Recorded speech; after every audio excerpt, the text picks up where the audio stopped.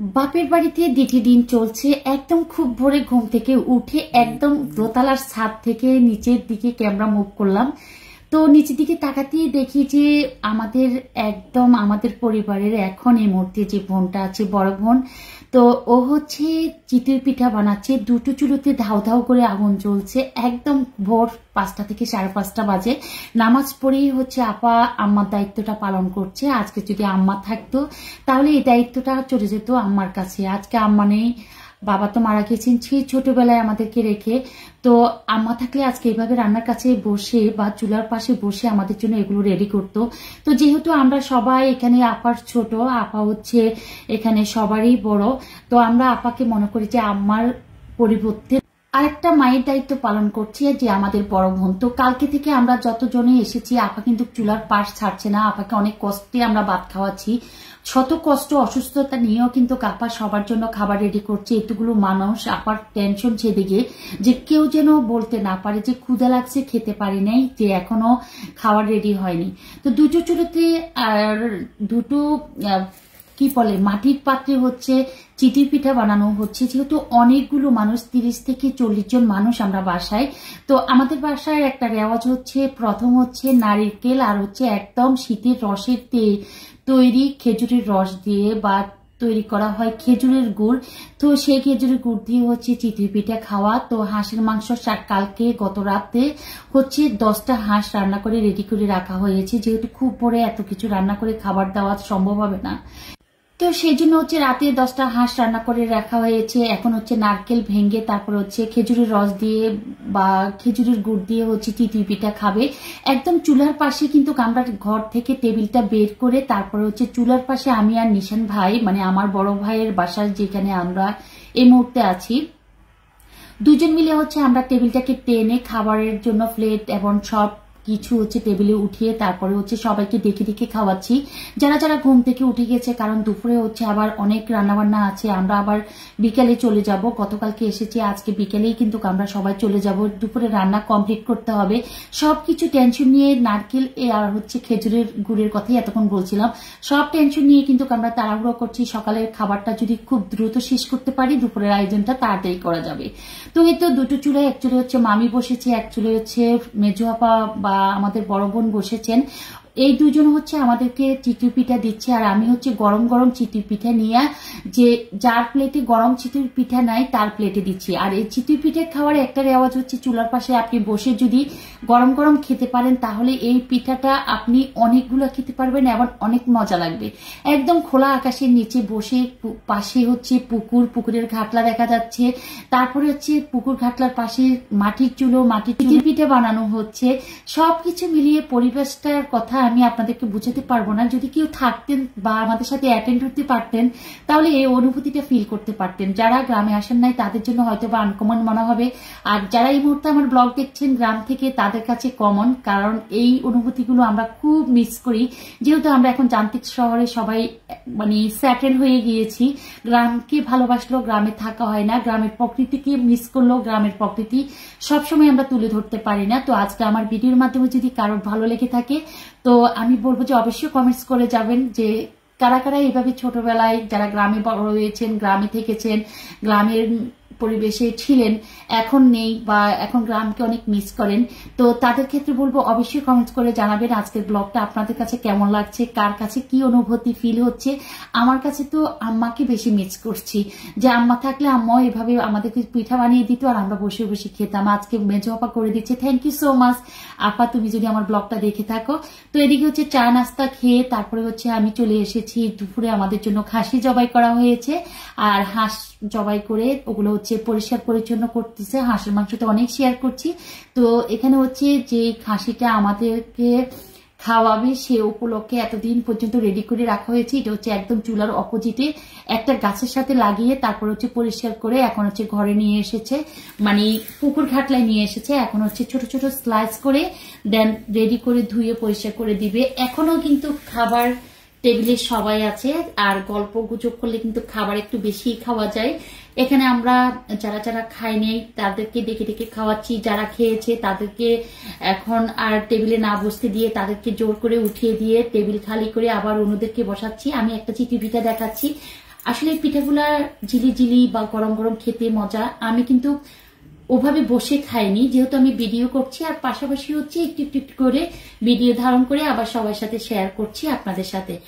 তো চিতই পিঠা তো অনেকবার আমি অনেকের কাছে শেয়ার করেছি কিভাবে চিতই পিঠা বানাতে হয়, কিভাবে চিতই পিঠা বানালে সবচেয়ে বেশি দ্রুত আপনি মেহমান বিদায় করতে পারবেন রুটি পিঠা না বানিয়ে। সকল কিছু আপনাদের কাছে আমি অনেকবার শেয়ার করেছিলাম। এতক্ষণ রুটি বানিয়ে আপনি যতক্ষণ না মেহমান বিদায় করতে পারতেন তার চেয়ে দ্বিগুণ টাইমে আপনি এখন চিতই পিঠা বানিয়ে এতগুলা মানুষকে আপনি তাড়াহুড়ো করে খাওয়ার দিয়ে আবার দুপুরের কাজ কমপ্লিট করার জন্য তাড়াতাড়ি প্রস্তুতি নিতে পারবেন। তো আমি ওই যে একটু ছোট্ট করে শেয়ার করি, এখানে হচ্ছে চালের গুঁড়ি, তারপরে হচ্ছে হালকা কুসুম গরম পানি, লবণ পরিমাণ মতো দিয়ে তারপরে হচ্ছে ডোটা রেডি করা হয়েছে। ডোটা রেডি করার পরে হচ্ছে লাস্টে হাঁসের ডিম দিয়ে দেওয়া হয়েছে, কারণ ডিমটা না দিলে আপনার এই পিঠা আর ভালো লাগবে না। অনেকে বলেন যে এই ডিমের থেকে গন্ধ করে না, না এক ফোঁটা গন্ধ করবে না। আপনি যদি ডোটা রেডি করার পর ডিম দিবেন, তারপরে ওই যে মাটির খোলায় যে ঘুরিয়ে ঘুরিয়ে বানানো হয়, তখন ডিমের ওই আস্ত বা মানে আস্তে গন্ধটা, যে একটা গন্ধ থাকে ডিমের, ওটা থাকে না। তো সকল বোনেরা ভাই বোনেরা খাওয়ার পর হচ্ছে বাচ্চারা উঠেছে, ওদেরকে অনেক জোর করে হচ্ছে ঘুম থেকে উঠানো হয়েছে, কারণ ওরা উঠে খেয়ে দেন টেবিল খালি করলে কিন্তু আমাদের রান্নার জন্য দুপুরের সবকিছু গুছিয়ে নেওয়া হবে। তো আমি একটু ওই যে পোলাপান সবগুলো মিলে হচ্ছে ক্রিকেট খেলছে, আমি একটু চেষ্টা করছিলাম, পারছিলাম না খেলতে, বারবার আউট হয়ে গিয়েছিলাম। তো হাসাহাসি করে আবার বাসায় চলে আসছি, কারণ দুপুরে তাড়াহুড়ো করে রান্না শেষ করে আবার হচ্ছে আমরা চলে যাব। এদিকে হচ্ছে রূপচাঁদা মাছগুলোকে ভালোভাবে কেচে তারপরে হচ্ছে আমি ম্যারিনেট করে দিচ্ছি, ইলিশ মাছগুলো ম্যারিনেট করে দিব। সবাই হচ্ছে কাটাকাটিতে লেগে গিয়েছে, কারণ দুপুরবেলা হচ্ছে অনেকগুলো আইটেম, খাসির মাংস আছে, হাঁসের মাংস, তারপরে হচ্ছে রূপচাঁদা, ইলিশ মাছ, তারপরে হচ্ছে আরো বিভিন্ন আইটেম আছে, রোস্ট, পোলাও। তো সবকিছু মিলিয়ে হচ্ছে একটু গুছিয়ে দিলে, যেহেতু বাবার বাড়িতে আসছি, বসে থেকে লাভ কি, তাড়াহুড়ো করে একটু যদি সবাইকে হেল্প করতে পারি সবাই, তাহলে কাজগুলো তাড়াতাড়ি শেষ হয়ে যাবে। তো এইদিকে হচ্ছে রূপচাঁদা মাছগুলোকে আমি ভালোভাবে ফ্রেশ করে ধুয়ে কেচে তারপরে হলুদের গুঁড়ি, মরিচের গুঁড়ি, লবণ, সরিষার তেল সবকিছু দিয়ে হচ্ছে ম্যারিনেট করে আমি হচ্ছে আবার গ্যাসের চুলা আছে রান্নাঘরে, যে বাসার ভিতরে, তো সেখানে পাঠিয়ে দিব। এদিকে হচ্ছে মাটির দুই চুলোতে হচ্ছে খাসির মাংস, পোলাও, রোস্ট এগুলো হবে।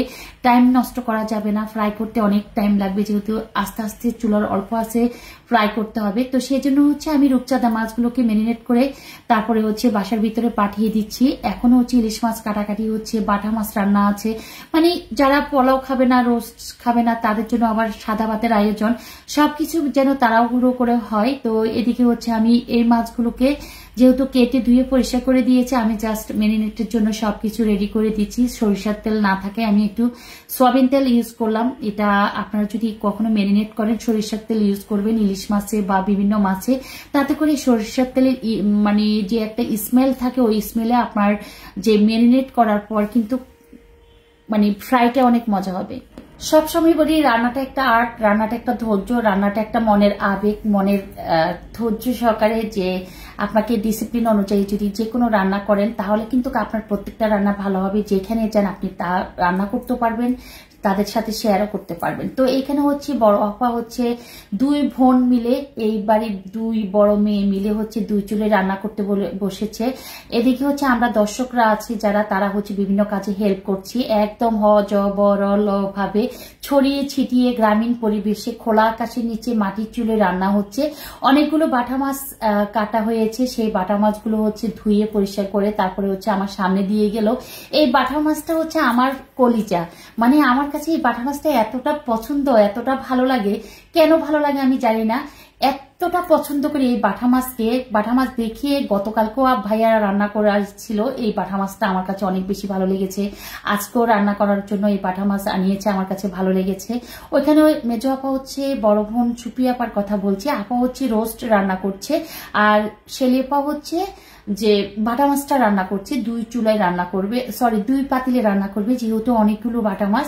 আর এগুলো হচ্ছে ইলিশ মাছ, যেটা হচ্ছে একটু চাটকি মাছের চেয়ে বড়। তো আমি হচ্ছে কেটে দেন হচ্ছে যে হলুদ, মরিচ, লবণ, ওই যে রূপচাঁদা মাছের মতো হলুদ, মরিচ, লবণ, তারপরে হচ্ছে একটু পেঁয়াজের রস, একটু হচ্ছে আদার রস, তারপরে হচ্ছে সরিষার তেল, সবকিছু দিয়ে তারপরে হচ্ছে আমি হাতে মেখে রূপচাঁদা মাছটা যেহেতু বাসার ভিতর পাঠিয়ে দিয়েছি, দেন হচ্ছে ইলিশ মাছটাকেও সেম ভাবে আমি ম্যারিনেট করে তারপরে হচ্ছে ভিতরে যে গ্যাসে চলে আছে ওখানে পাঠিয়ে দিচ্ছি। ওখানে হচ্ছে আবার লোক আছে, ওরা ভেজে তারপরে উঠিয়ে ফেলবে। যতই কাজ করছি, যতই সবার সাথে গল্প গুজব করছি, ওই একটা জিনিসই সবচেয়ে বেশি মিস করছি, মাকে, বাবাকে। মার সাথে আমার মানে অনেক বন্ধুত্ব ছিল, অনেক ফ্রেন্ডলি একটা সম্পর্ক ছিল। মাকে আমি এতটা মিস করি, যদিও আপারা আব্বার সাথে আব্বার কথা স্মৃতি, আব্বার কথা সবকিছু মনে আছে। আব্বার কথা আমার তেমন একটা মনে নেই। আমি একদম ছোট ছিলাম, 2 থেকে 2.5 বছর ছিল আমার নাকি তখন বয়স। আমি শুনেছি, জাস্ট আব্বাকে আমি মনে রাখতে পারিনি। কিন্তু আব্বার প্রত্যেকটা স্মৃতি মনে না থাকলেও আমার মনে, আম্মাকে আমি মানে মনে প্রাণী বা প্রত্যেকটা স্মৃতি, আম্মার প্রতিটা কথা, প্রতিটা রান্না, প্রত্যেকটা জিনিস আম্মাকে আমি যে গ্রামের বাড়িতে আমার বাবার বাড়িতে গেলে আমি প্রত্যেকটা স্মৃতি আমার মনে পড়ে। কারণ আম্মার সাথে কাটানো আমার অনেক স্মৃতি, যে ছোটবেলা থেকে আব্বা যখন মারা গেল তারপর থেকে আমি আমার আম্মার কাছেই বড় হওয়া। আম্মার ভালোবাসা, আম্মা আমাকে কোথাও আমার কাছ থেকে কখনো যেতে দিত না। সবসময় আম্মার মানে আঁচলের তলে, বলে না, আঁচলের তলেই ছিল আমার জাস্ট মানে অবস্থান। তো মা, তুমি যেখানে থাকো ভালো থাকো, আল্লাহ তোমাকে বেহেশত নসিব করো। একদিন সবাই আমাদেরকে চলে যেতে হবে, আল্লাহ যেন তোমাকে উপরে ভালো রাখে। তোমার সব মেয়েরা এসেছে, তোমার সবাই এসেছে, বাট তুমি নেই শুধু। আজকে তুমি থাকলে অনেক ভালো থাকতে। তো সবাই অনেক বেশি ভালো থাকবেন। আমার কথা মনে পড়লে আমার আসলে গলাটা ভারী হয়ে যায়, কষ্ট হয় বলতে। তো আমার জন্য সবাই দোয়া করবেন, আমার জন্য বেহেশতে বাসিয়ান। আল্লাহ।